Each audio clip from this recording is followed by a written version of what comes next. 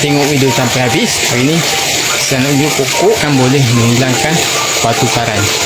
Jom kita cari.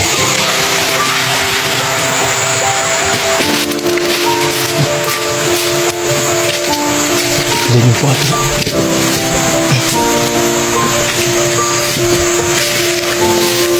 banyak ni.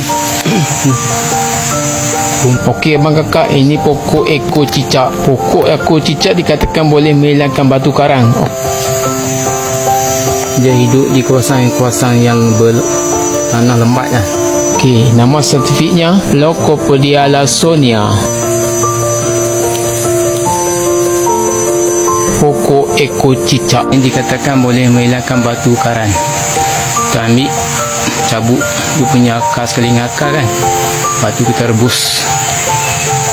rebus air dia, kita minum. Amalkan selalu, insyaAllah batu karang tu boleh hilang ataupun boleh mengurangkan kecil batu karang tu. Okey, dapat sesuatu daripada titik ini, semoga bermanfaat.